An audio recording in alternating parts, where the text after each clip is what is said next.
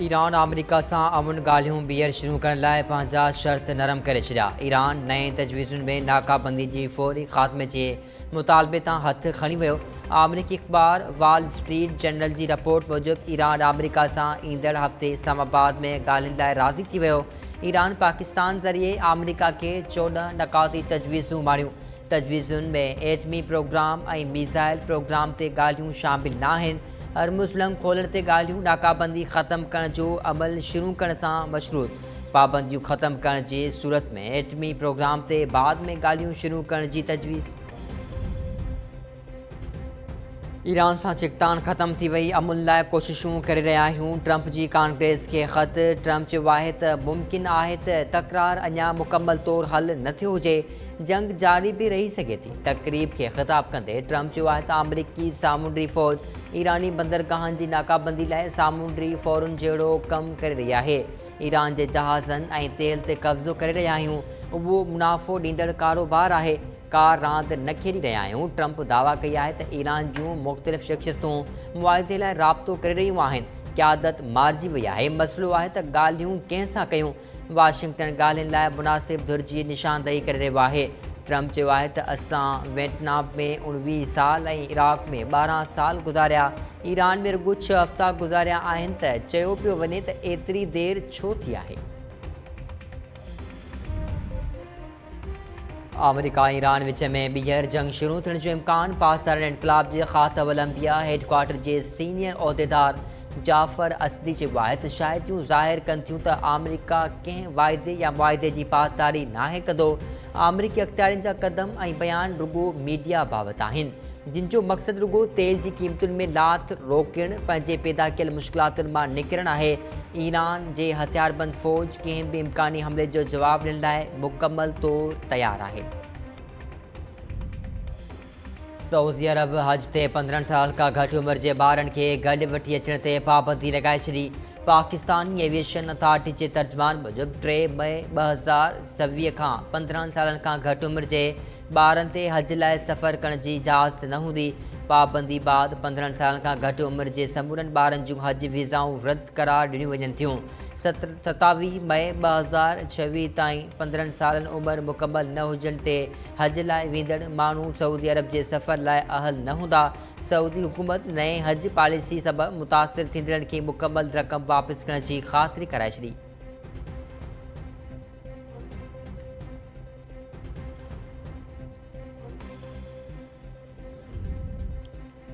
Abu Dhabi में पाकिस्तानी सिफ़ारतखाने जे passport service आर्ज़ी तौर बहाल। सिफ़ारतखाने जो चवणु आहे त टेक्निकी ख़राबी सबबि पासपोर्ट प्रोसेसिंग रोकी वई आहे।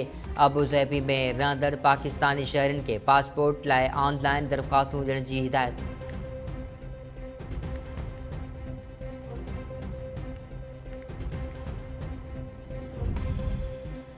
हिकु लीटर पेट्रोल ते 153 रुपया 55 पैसा ऐं डीज़ल ते 116 रुपया 46 पैसा टैक्सिस उगाइण जो इंकशाफ। हुकूमत ज़रियनि जो चवणु आहे त 1 लीटर पेट्रोल जी असुलु क़ीमत 246 रुपया 31 पैसा ऐं डीज़ल जी असुलु क़ीमत 283 रुपया 12 पैसा आहे। टैक्सिस शामिल थियण बाद शहरनि ताईं पहुचंदे फ़ी लीटर पेट्रोल जी क़ीमत 399 रुपया 86 पैसा थी वञे थी। पेट्रोल जी फ़ी लीटर क़ीमत में 103 रुपया 50 पैसा लेवी, 23 रुपया 72 पैसा कस्टम ड्यूटी, 7 रुपया 32 पैसा इनलैंड फ्रेट मार्जिन शामिल आहे। पेट्रोल जी फ़ी लीटर क़ीमत में ऑयल मार्केट कंपनी जो मार्जिन 7 रुपया 87 पैसा ऐं 8 रुपया 64 पैसा पंप डीलर जी कमीशन शामिल आहे।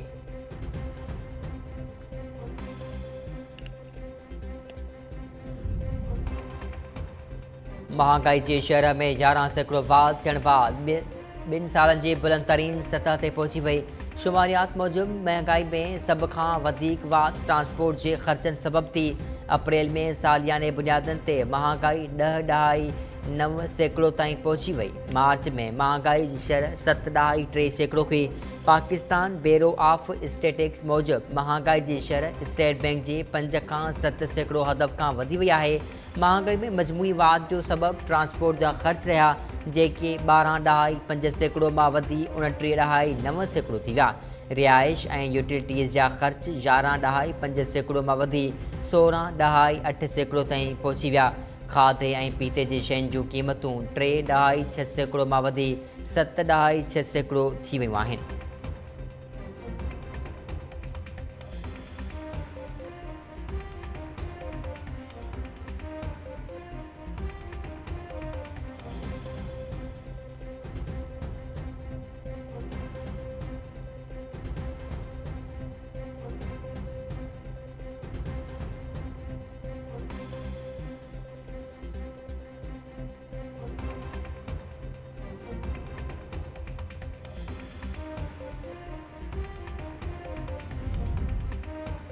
SSP नसीम आरा पावर जे पुट ख़ुबैब जी ज़मानत मंसूर। जुडिशियल मैजिस्ट्रेट ॾखण जे अदालत 50,000 रुपयनि जे बचकल एवज़ जवाबदार ख़ुबैब जी ज़मानत मंसूर कई।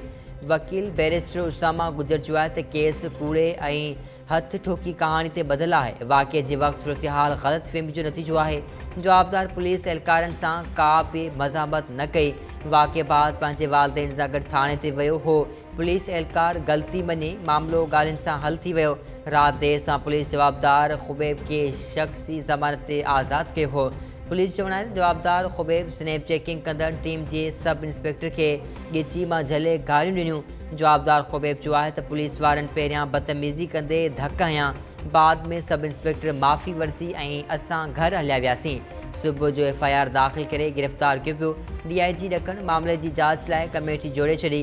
जांच कमेटी खे 3 ॾींहंनि अंदरि रिपोर्ट पेश करण जी हिदायत।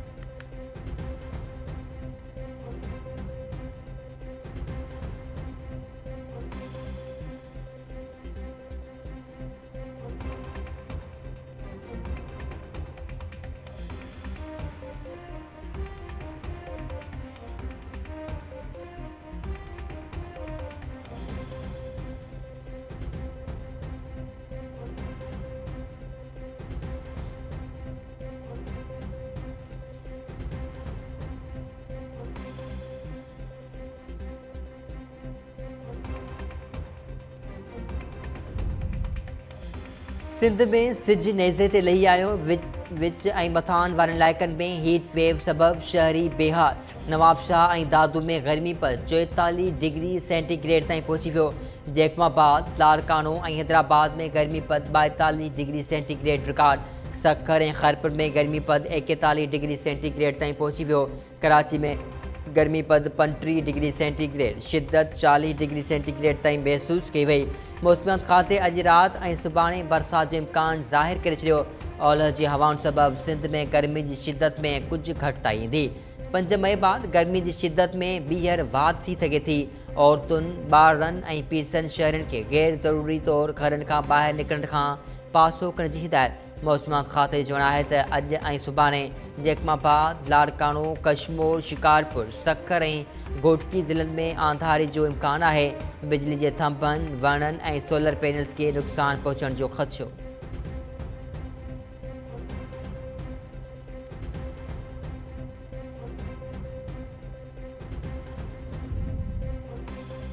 जैकमाबाद भरिसां ॻोठाणे कुआरियूं हणी गॾह खे ज़ख़्मी करे छॾियो। ॻोठ लक्षर ब्रोही में घर में दाख़िल थियण ते ॻोठाणे बोलाबख़्श ब्रोही कुआरियूं हणी गॾह खे ज़ख़्मी कयो। गॾह जी मालिक शाहमुराद ब्रोही जवाबदार खे गिरफ़्तार करण जो मुतालबो करे छॾियो। वॾे वज़ीर पारां नोटिस वठंदे जवाबदार खे फौरी तौरु गिरफ़्तार करण जी हिदायत। वॾे वज़ीर मुराद अली शाह चयो आहे त बेज़बान जानवर ते वेश्याणो तशदुद कंहिं बि सूरत में बर्दाश्त न कयो वेंदो। ज़ख़्मी जानवर खे फौरी तौरु तिबी इमदाद फ़राहम करण ऐं बहितर इलाज लाइ क़दम खणण जी हिदायत। वॾे वज़ीर चयो आहे त क़ानून हथ में खणंदड़ कंहिं बि शख़्स खे रिआयत न ॾिनी वेंदी।